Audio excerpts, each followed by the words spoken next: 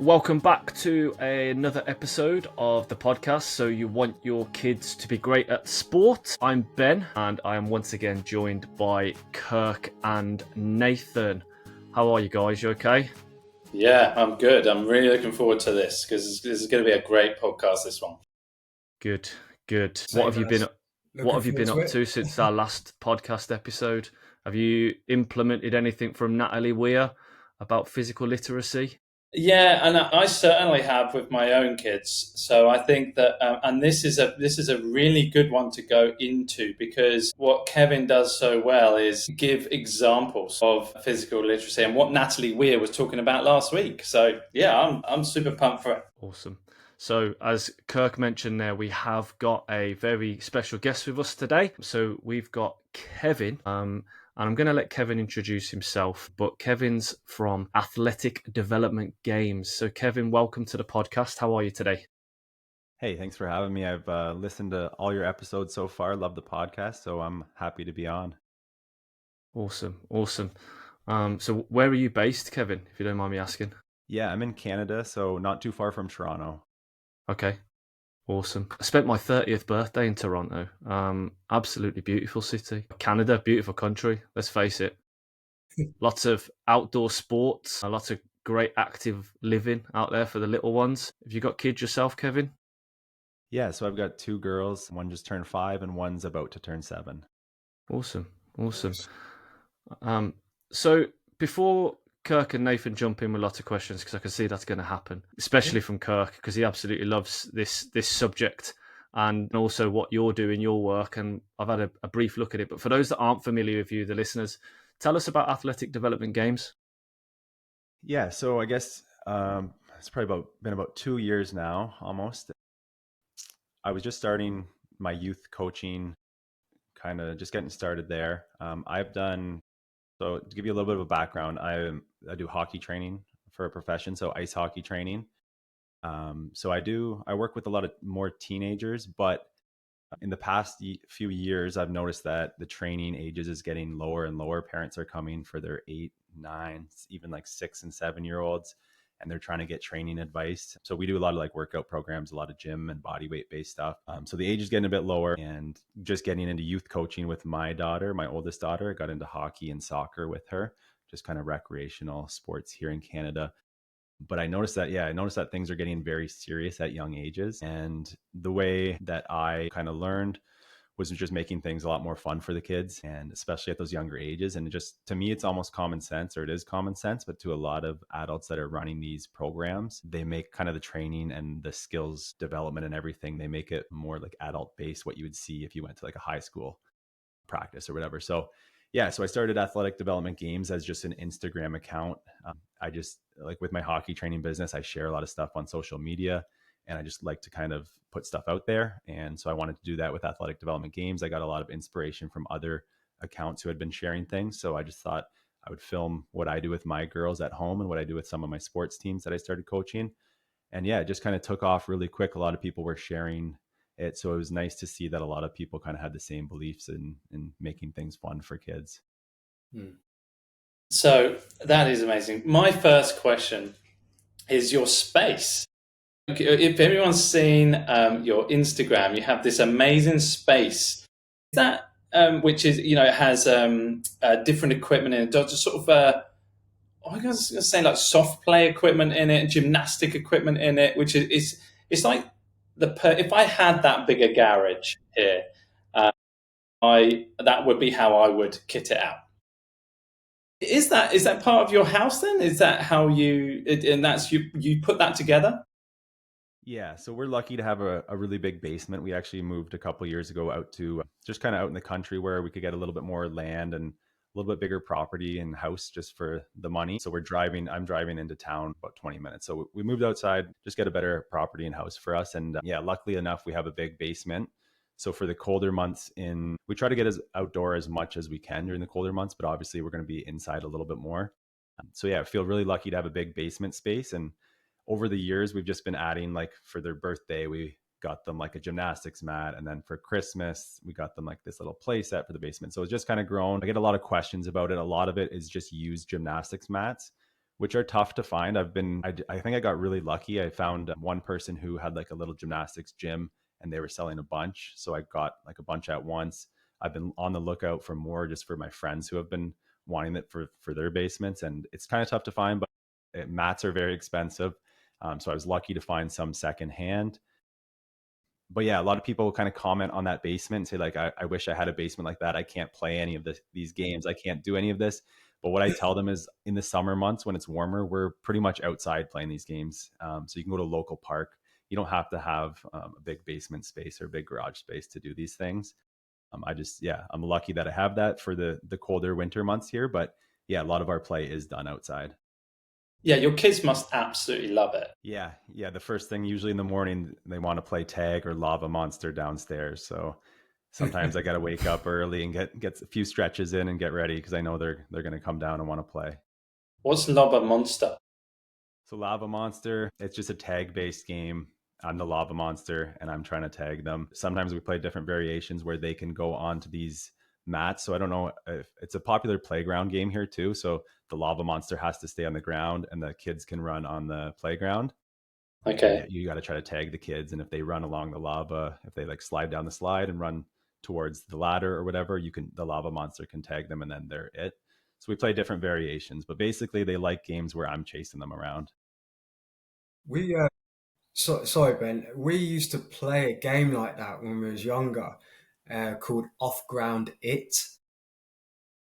The person who had to tag all the friends and stuff literally was running around on the ground, but you couldn't tag them if they were on a climbing frame. So it was great fun. But then at some point we had to put a time scale on there saying, look, you can't sit on there for like 5 minutes. You can't get off.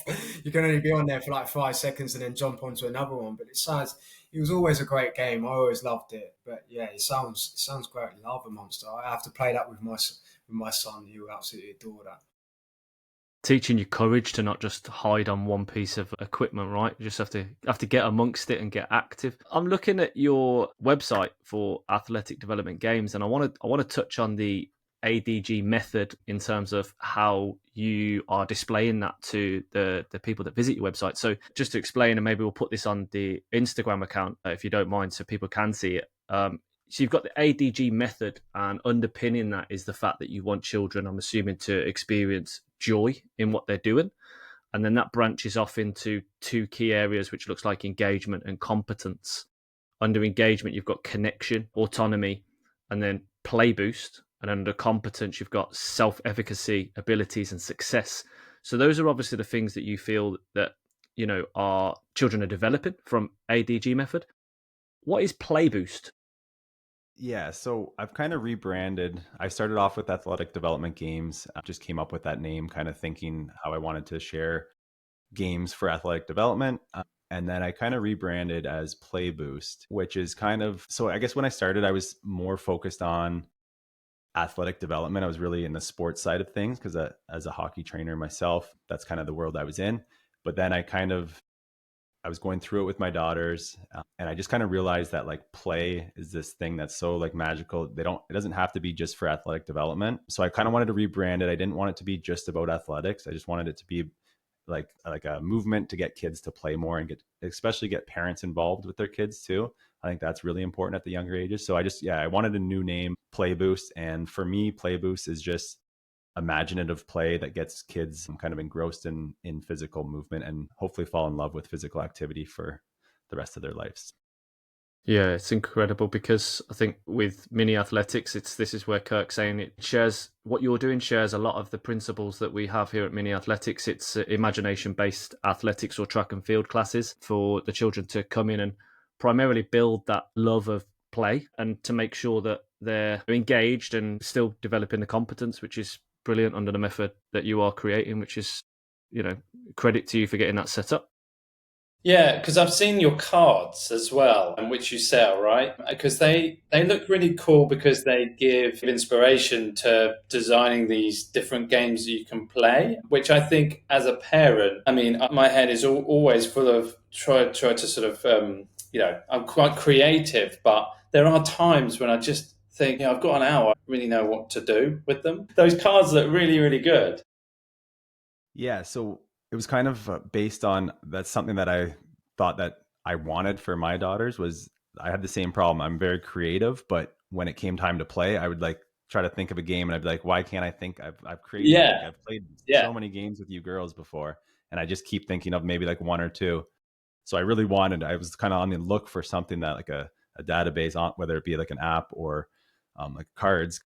Actually, I made a video about this recently, but I used to have cards. They were gross motor skill cards for younger kids. So it was good for maybe 1, 2, and 3 year olds. But as they got older, they were very basic things like shake your arms or something like that. So they were really good for when they were young, but there wasn't anything for as they got a bit older. So yeah, I would get stuck kind of like, okay, we're playing the same games. I know I have these other games. Why don't I just try to make like a database? So I started with a members area with an app where I could put all these games.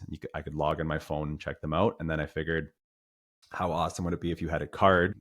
Going back to my hockey training business, I made these cards for kids where these younger kids, they want to do training, but I don't want them getting into like the adult like training. So we made these little body weight cards. So the cards had exercises that the kids could do. They could pick 5 cards, one from each category. So one might be strength, speed, agility. They would pick them and they would do them. Maybe they're 10 years old and they're just getting introduced to kind of weightlifting and training for hockey. So it was a fun way for them. We got a ton of great feedback. So I was like, why don't I do these cards for these games? And then personally, just I wanted them myself to have with my kids. So I'd be like, hey, which game do you want to play? Then I don't have to think. I had a long day at work.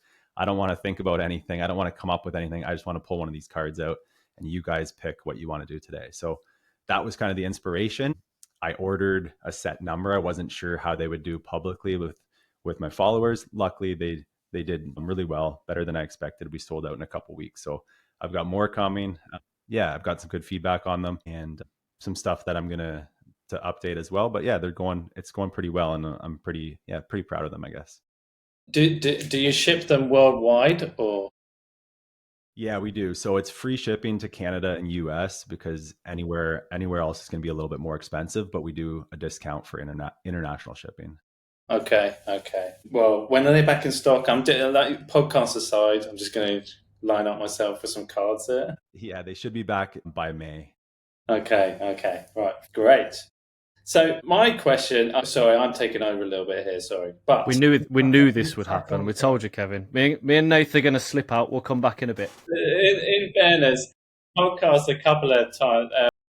We did a podcast of Adebayo Akinfenwa. I don't expect well, he's very big here, isn't he? Yeah. I don't know if he's very big in Toronto, but I didn't really say anything. But on this one, I've got a few questions to ask. One of my questions is, how did you come to this kind of Instagram account, and how did you know? How quickly was it? Because you got 140 odd thousand followers. How quickly was it until you knew that you've got something, and how quickly did that grow? Yeah, so it was pretty crazy. I think the first few weeks I put out a couple videos, and I was getting some followers here and there. I don't know how the algorithm works as far as like a new account, because usually it takes quite a while to kind of grow. I'm trying to think. I think what happened was I tagged one of the guys I really look up to, Jeremy Frisch, and I think I follow him too. Yeah, he's a great guy. He's what kind of inspired me to do the Instagram account. I think he reshared it, and then maybe I got a few followers from that, and it kind of snowballed. So like really quickly, I would say for the first like month, I wasn't getting many views, and then after that, like a few of my videos just went completely insane. Like I think one of them had like 1 million views and got a ton of followers really quick. And then I was kind of just more inspired to start sharing more, because I didn't know how big of an audience there would be for this, because here in Canada and like North America, everything is so serious, and everything that you see on Instagram is like kids lifting weights and like doing serious training. So I didn't know how big of a niche this would be. So as it grew, I guess I was surprised and kind of excited for the opportunity to kind of share my ideas. Yeah, that's funny actually, because that reminds me of a story. Because I used to be a strength conditioning coach. I used to work in tennis, and I was at an academy once, and a parent came up to me and said, "Look, my 6-year-old, and the 6-year-old was very talented at tennis, and said, look, what equipment should I buy? for home. Because I think he actually said, "What size dumbbell shall I buy?" And I was like, I double took it. And I'm like, what? This is serious? But yeah, so I said, well, don't do that. Go and buy a climbing frame. Go and buy a climbing frame where he can, really try to manage his own body weight and be free moving through that, monkey bars, the lot. Go and buy that. So that was so it's so refreshing seeing accounts like these and yours growing in popularity, because it's just such the right message. Yeah. I want to ask in regards to, obviously, Kirk's story there about the kid asking what weights to buy and stuff, and we know what your sort of vision is for this, and it's very similar to the mini athletics one. But I want to talk about those two things that underpin joy for you, and that's engagement and competence. What's your interpretation of engagement with what you're trying to achieve? Explain engagement to us. Yeah, so here, like I said, like in North America, things are getting very serious at younger ages. I think everyone's chasing these big potential pro salaries for whether it be hockey or football or whatever it is. So the parents are pushing on these very structured and intense training for the younger kids. And if I go watch some of these, or I'll be participating as a coach or whatever, and the engagement of the kids isn't really there. They're going through the drills, but you can just tell they're not really locked in and they're not enjoying themselves. So I know just from growing up, you're not really going to get better if you're not like fully into it and 100% kind of just like immersed in the flow of the activity. These kids are getting better because they're going to these skill sessions 5 times a week, but in reality, at some point, that's someone else is going to catch up. That's kind of just like fully immersed, just loving everything they're doing. So I think engagement is huge, getting the kids kind of fully bought in and just in the flow of things and just absolutely loving showing up each week. And I think that's how they fall in love with different sports. And then you've got competence. So is that like competence for you is coming after the engagement is there, or because on yours it's like competence a separate element to it? Yeah, so I think the way I kind of broke it down, just a little framework that I wanted to create basically for myself. So everything stems off joy.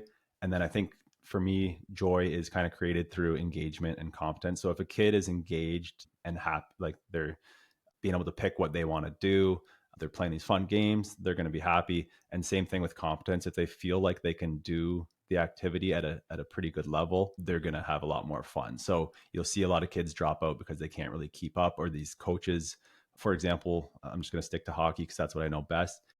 These, for the young ages, these coaches might run some really tough drills that some of the top players, these kids are just learning, but some of these top players have been doing skill sessions since they were 3 years old.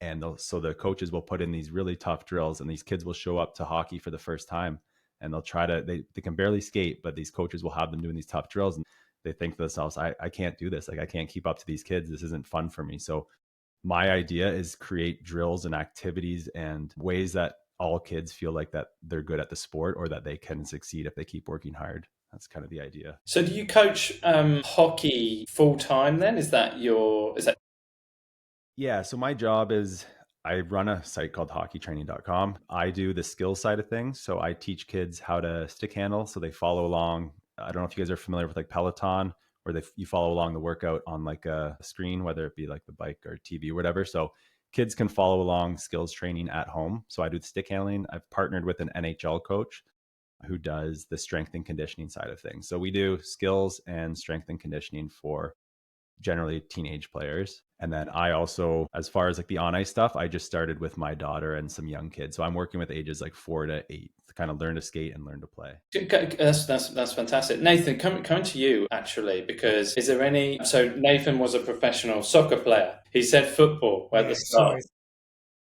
Nathan just went, I was a what? He was probably thinking, God, he's a bit small to be a football player. North America has changed me since working there. So he was a professional soccer player. So Nathan, is there any, looking back at when you grew up in terms of your own athletic development, is there anything that was reminded you of when your athletic development? Yeah, just touching on what Kevin was saying, is so true that, the competence side of things. I've been to certain places. I think actually when I was 10 years of age, I went to Crystal Palace School of Excellence. I got signed up by them. I didn't enjoy it. The drills were too hard, too complicated. It kept me in a box. I was one of these players that just wanted to be free and express my best abilities. But when I went to this, you would call it an academy now. Basically, they just wanted to work on my weaknesses constantly, all the time. I didn't enjoy it. My right foot shooting was okay, did the job, but my left foot I was very, very good with. So the coach just wanted to keep on doing that. And you get bored of it, and I ended up not getting through past the age of 13. I said to my dad, I don't want to do this anymore. It's not enjoyable. So I went back to my Sunday league team and enjoyed it. Sometimes these academies and School of Excellence back then were just not right. Going back onto that, the children have got to, it's always joyful no matter what you do. And, growing up as a kid, I always succeeded better when I was enjoying it, and especially in my professional career, whenever I was happy and enjoying going into training at a certain football club, I really upped the levels, and you learn a lot more. And I've always learned that you learn a lot more through play and enjoyment rather than it just being a chore and just a grind. And especially for young kids, you don't want to turn them away from certain sports. But it's scary what's going on now. Kirk, touching on your story there earlier, I've had parents say, what can my 8-year-old, what weights can my 8-year-old do? And I'm just like, just let them enjoy being a kid. Try out different sports. It's like, he needs to be quicker. Do I do like proper resistance training with him? And I'm like, just go in the garden and just grab onto his t-shirt and let him go. Just go and have fun with your son. He's 8 years old. Before you know it, he'll be 18 and you won't be able to do these things with him because he wants to go and do it with his mates. So, yeah, I've probably gone a bit sidetracked on the question there, but it's just the experiences that I've seen and what I've witnessed, and the best times that a kid will develop will be through play, always through play.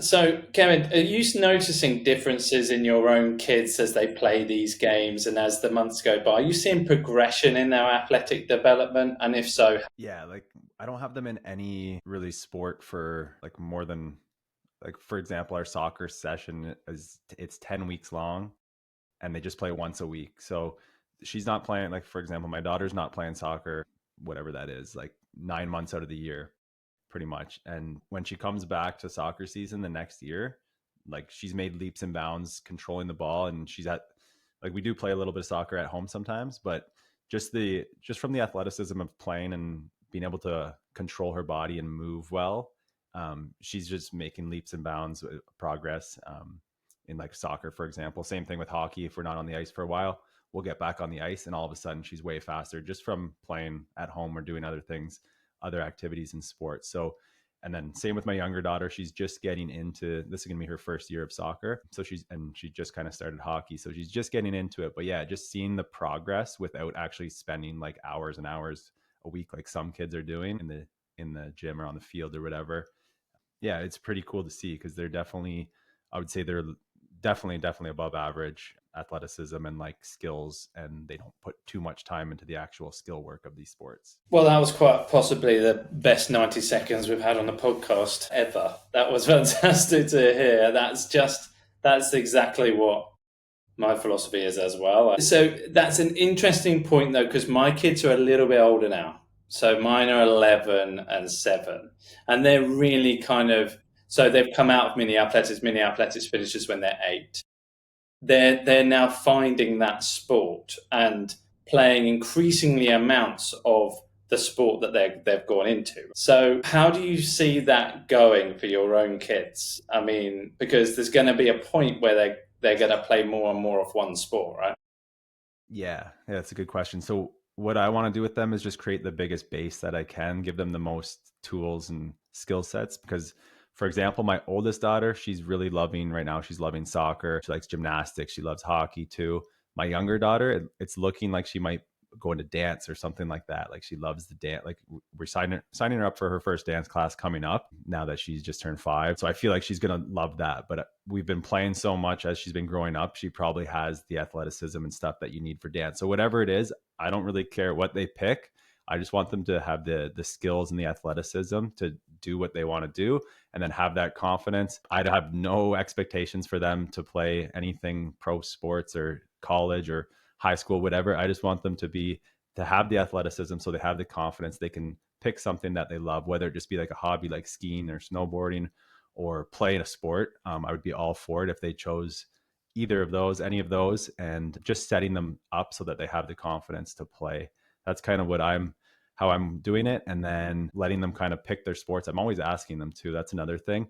I run these hockey sessions and I run these soccer sessions, but I'm always asking like, hey, do you want to join this? Like, I'm not saying, hey, you guys are coming to soccer or you're coming to hockey. I always ask them, give them the choice. And it's always yes. Sometimes there will be times like the day of, they might be like, I don't want to go today, I'm too tired. And I'm like, okay, you can sit out this one or whatever. But again, one of the things I do is if they sign up for something, they have to follow through with it. But if it's like a one-off thing, maybe they're just feeling off that day, I'll let them stay home. But yeah, overall, I give them the option, because I think that's a big thing, is parents will put their kids into the sports that they want them to play.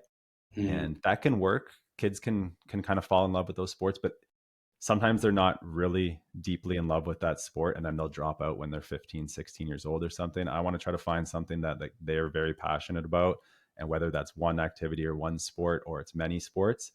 And then eventually, as they get older, they'll probably know, like, I love maybe these 2 sports and I want to kind of focus more. So then as they get older, they can start doing a little bit more training for that specific sport. But I'm trying not to put them in too much specialization right now. So like I do hockey sessions year round, but I do it in spurts. I'll do like 2 months here. They'll have a break. I'll do 2 months there. And then a lot of it's just like fun skating activities as well. So it doesn't really feel like they're training for a sport. They're just having fun. So yeah, I guess to sum that all up, sorry, I talked a lot there, but I think just, yeah, a wide base, letting them explore everything. And then as they get older, they're going more narrow with the sport, because if they do get into something competitive, that's going to take a little bit more time up, and we don't want to be driving them to 5 different sports when they're older.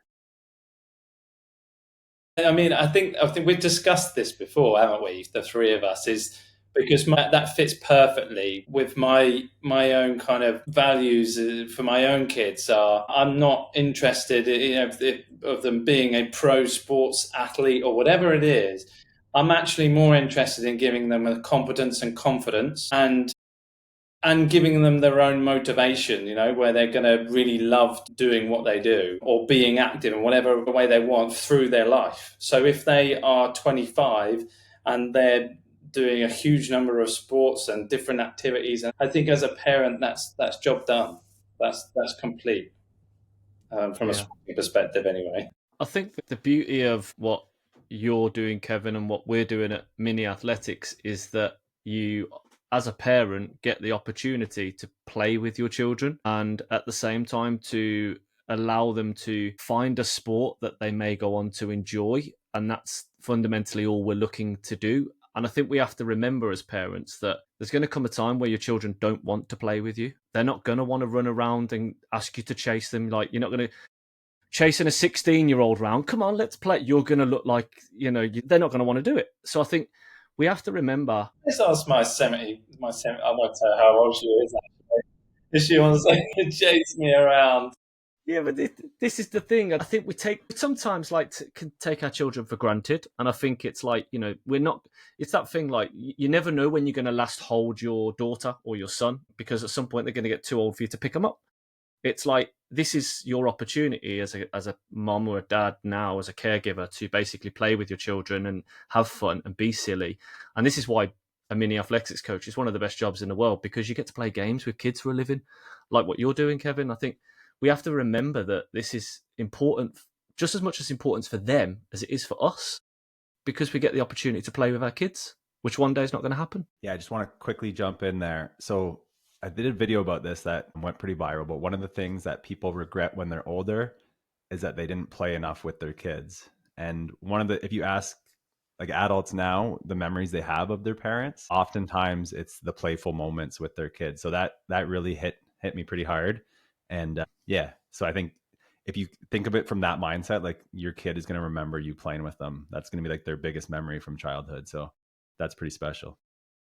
That is special, and that's why I think your cards are so good, because in those moments where you've got an hour and you can't quite think of anything to do, those cards are great to just go, right, bit done, let's do it. And from a mini athletics point of view, that was one of the things when creating mini athletics, is we wanted parents to be involved in the sessions, not on their phones. And it's a really strong point of it's a really strong part of what we deliver. Can I set you a challenge, Kevin? Sure. Can we do that? Nathan and Kirk are going, oh no, what's he going to do? What's he going to do? What are you doing, Ben? Can I say, you've told us about Lava Monster, which I've got to go and pick my daughter up from school in about 20, 30 minutes. I'm coming back and I'm playing Lava Monster. But for anyone that's listening to this now, thinking, I need inspiration for a game, can I put you on the spot and say, can you tell our listeners a game that they could play with their children? Have you got one that they could play with their children right now? Stop. They could pause the podcast. They can go and play this game with their children, and they can tag us and you on Instagram and say they've had a go at it. And can you tag the Great at Sport podcast in that so that they can go and copy it? Have you got videos of it as well? There's a lot to process there, but I think it'd be great. That's a lot of tagging, is it? Yeah. It's going to have to be a tag game. I'll have to remind myself to tag you guys a video, but it's pretty basic. Tickle the Bear is just a very basic one that you can play anywhere with your kid. Basically, you're a sleeping or hibernating bear. You lay on the ground and you tell your kids they have to come tickle you to wake you up, but you're going to chase them back to whatever it is, the couch or your bed or something. So it's fun because it does, it's got the imaginative side to it. So they think they're sneaking up on this sleeping bear and they know you're going to come growl and chase them. And then you've got a little bit of athleticism built in there because they're running as fast as they can to get to that couch or that bed. So lay on the ground. It's a good one to play too, because you can pretend to sleep for however long you want. They can, if you're tired after a long day of work, you just lay there, let them tickle you for a minute. So Grown-ups, you've got to wake up. You can't just leave them. You have to wake up. Or tell them to walk extra slow so they're quiet if you need a little bit extra rest. But anyways, yeah, they tickle you and you chase them as fast as you can, or not, obviously not as fast as you can, but chase them and they're running as fast as they can, and you kind of growl at them and then you grab them, give them a big hug, tickles, whatever it is. It's a fun, simple game that everyone can play and kids love it. Okay, Awesome. I'm gonna do it. It reminds me of a couple of games we got. Yes. Yeah. Was it Post Person? Yeah, we have Don't Wake. It's very similar. We have Don't. Pirates. Was it? You might call them the mailman or the mailwoman. We call them post people. They have to deliver the post, and then the coach is a dog. So if the dog is asleep, this is my dog. Don't want to doing that. Kirk's got a great dog. The dog's asleep, and then when the dog wakes up, they have to go hide behind a cone. So it's similar, but I love this because it's not quite the same. And it's going to be great. I'm going to do it with Seamus when he gets home from school. So this podcast is going to go out in about 2 weeks' time. So Kevin, in about 2 weeks' time, we're hoping that you'll get some tags from parents of the Great at Sport podcast, Mini Athletics UK, US, trying out Tickle the Bear. So if between now and 2 weeks' time you get loads of random people tagging you saying I'm tickling the bear, you know why. But if you could remember to tag us, then we could get that message spread and see the reaction from Tickle the Bear. Yeah, so I'll pick a parent who tags us, and I'll send them a deck of cards too. Or we've got our first So You Want to Be Great at Sport podcast competition. Love that. That's Thank you, so Kevin. That is great news. So this personally, Kevin, this has been great. It's so refreshing to hear someone talking similar along the lines with us of what what's special, what Kirk has set up with Mini Athletics, and us and Ben are here helping, get bigger and etc. It's just, like I said, it's so refreshing. I smiled when you were saying stuff about, what you do with your daughters, like with the multiple sport. The multiple sport thing is an absolute something I abide by with my children. I want them to try absolutely everything.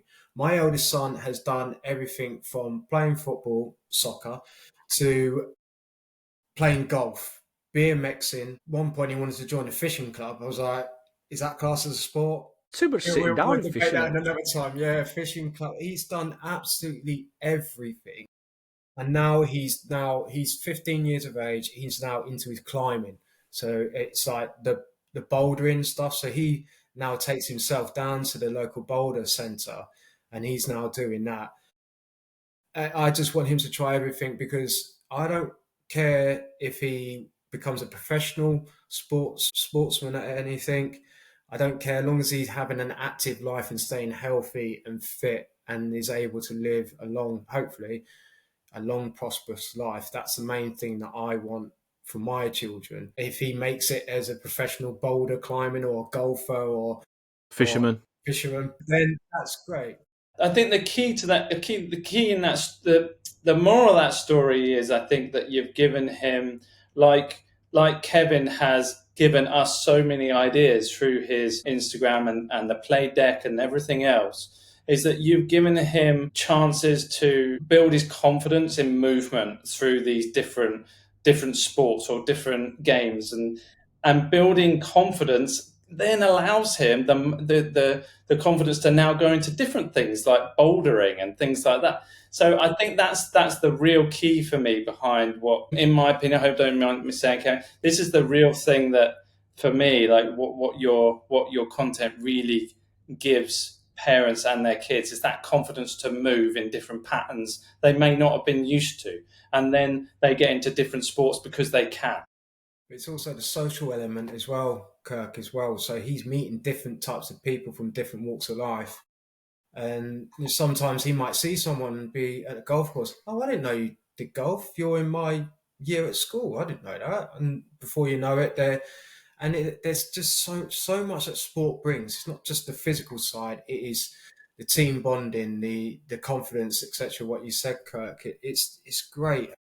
You know, Kevin, what you're doing is absolutely amazing. Especially, there's so many parents out there that just don't know what to do with their kids active. They just take them down the park and they'll sit on the bench on their phone, not realising where there's an opportunity there for you to bond with your child for an hour or so, roll around in mud, roll down hills, do whatever, make games of tickling the bear. Tickling the bear. Yeah. I mean, my son's got swimming after school, and I've got a reformer Pilates class to go to tonight as well. So I might have a reformer Pilates class, Nathan. You have to tell us a bit about that. You could tickle the bear at your reformer yoga class. I'll get arrested. Yeah. Anyway, so do you want to? Is there a final question, Ben, that you want to ask, or? Well, I think Kevin's highlighted a fantastic work that he does, and I think what we need to do is to let people to find out more. So, Kevin, could you tell everybody that's listening how they can find out more about the work that you're doing, pages to visit? We'll obviously pop them in the description for the episode and Instagram and stuff. But yeah, your chance to have the spotlight on your work. Yeah, sure. So the Instagram account is just at Athletic Development Games, and I also have a second one at PlayBoost. And then the website where you can find the cards is just playboost.com. Awesome. And if you do, and well, you need to now, if you play Tickle the Bear, make sure you tag Kevin on your posts, tag us, and you could win yourself a deck. I'm hoping it's going to be me. It's got to be me. It's got to be. Well, you're not going to get it until May anyway, because it's sold out. So, well, I can wait. But I'm off to try and see if I can turn Tickle the Bear into a team sport. Do you reckon there's legs in that? We could turn Tickle the Bear into a team sport? Professional Tickle Bear player? Maybe. No, we're not interested in that. It's all about having fun. Kevin, thank you so much for joining us on the podcast. I think your work is absolutely fantastic. All the stuff and the content you put out on socials is brilliant, and it really does highlight the message that we're trying to get across with this podcast, and that is primarily just to have fun with your children, to get them to be active, to develop their athletic ability through the love of having fun, and to be able to engage in the sports that they are playing and trying out, which is great. So thanks so much for joining us. Thanks, Kevin. Thank you, Kevin. Thanks for having me. I love what you guys are doing with the podcast, so keep it up. Thank Cheers. You. Thanks.